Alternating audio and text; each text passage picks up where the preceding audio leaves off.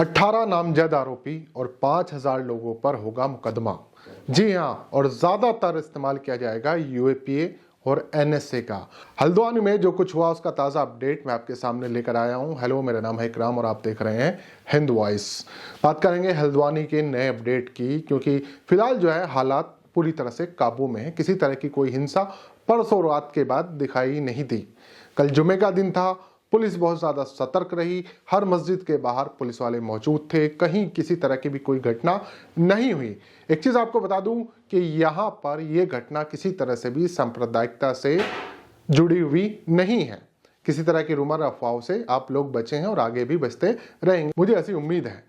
तो बात करते हैं कि फिलहाल प्रशासन क्या कर रहा है, क्योंकि तमाम बड़े अधिकारी मौके पर पहुंचे, निरीक्षण किया। पुष्कर सिंह धामी भी बताया जा रहा है कि वहां पर पहुंचे थे, सारी चीज का जायजा लिया गया और पुष्कर सिंह धामी ने कहा कि जल्दी से जल्दी इसकी पूरी जांच करें कि किस तरह से साजिश थाने के खिलाफ रची गई थी।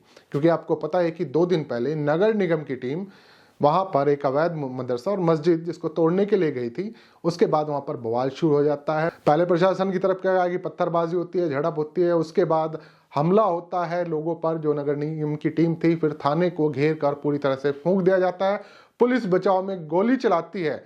और अब पहले जो खबरें आ रही थी कि 2 लोगों की मौत हुई है, उसके बाद कोई मीडिया 6 लोगों की मौत बता रहा था, अब बताया जा रहा है कि 5 लोगों की डेड बॉडी मिली है। एक शख्स की मौत बरेली ले जाते समय हो गई। प्रशासन कह रहा है कि इसकी पुष्टि नहीं कर सकते। तो जाहिर सी बात है कि किसकी गोली से मौत हुई है, खुद तो गोली नहीं मारी होगी। अगर वो उपद्रवी भी थे तो उन्होंने खुद तो गोली नहीं मारी होगी।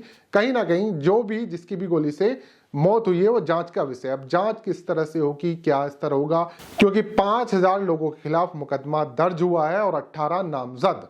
जो नामजद है यानी वो तो सामने है, पुलिस उन्हें गिरफ्तार करेगी। अभी इसकी जो एफआईआर की कॉपी आई जब भी सामने आएगी मैं उस पर भी रिपोर्ट रखूंगा। लेकिन 5,000 वीडियो में जो भी दिखेगा आप लोगों ने देखा होगा, चाहे नू दंगा हो, दिल्ली दंगा हो, जो भी वीडियो में दिखता था पुलिस उठाती थी, जांच करती थी, जांच में कुछ मिलता था, नहीं मिलता था, मामला कोर्ट तक पहुंचा था।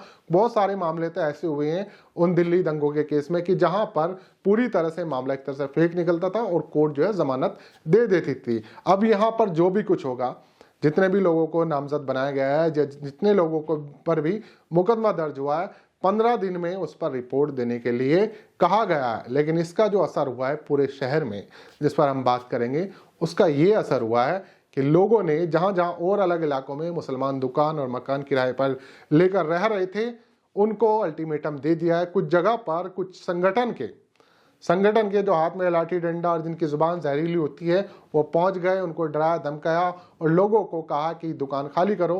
पुलिस प्रशासन भी वहां पर पहुंचा और कहा कि भाई खाली कर दो, 5 दिन का समय दे देते हैं। 5 दिन का समय दिया गया है और बाकी जगह पर भी लोगों ने कहना शुरू कर दिया कि मुसलमानों को मकान और दुकान खाली करने के लिए। तो इसका असर जो होना था वो हमेशा होता है। नू दंगों के दौरान आप लोगों ने देखा होगा कि गुड़गांव में किस तरह से लोगों को अल्टीमेटम दिया गया था।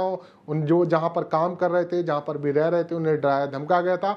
मैंने जब उस पर रिपोर्ट की गई थी तो एक कंपनी वाले ने मुझसे भिड़ गया था, मुझ पर केस करने की धमकी उसने दी थी। यार वो पुराना मामला है, लेकिन यहाँ पर हालात उसी तरह के हैं।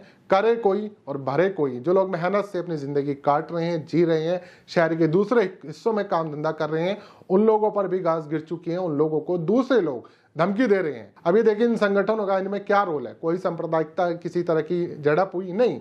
पुलिस वर्सेस और जो वहां के लोग थे जो उस मदरसा और मस्जिद को गिराने का विरोध कर रहे थे, उनके बीच जो हिंसा हुई थी, पुलिस और प्रशासन अपना काम कर रहे हैं, लेकिन लोगों को बीच में आना है क्योंकि सामने जो है मुसलमान है और उन लोगों को डरा धमका रहे हैं कि जगह, दुकान और मकान खाली कर दो। अगर मैं बात करूं हल्द्वानी के मल्लू चौफला क्षेत्र है वहां पर एक कोई राजू आर्य है, उसके मकान में कुछ मुसलमान किराए पर रहते हैं। वहां पर कुछ लोग पहुंच जाते हैं और उन्हें धमकी देते हैं, पुलिस पहुंच जाती है, फिर कहते हैं कि 5 दिन में खाली कर देना, अल्टीमेटम दिया है। ऐसे ही एक तारा सिंह मेहरा है, उनकी दुकान किसी मुसलमान ने किराए पर ले रखी है, उसको भी टाइम दिया है। ये तो सिर्फ 2 उदाहरण है जो हमारे सामने आए हैं।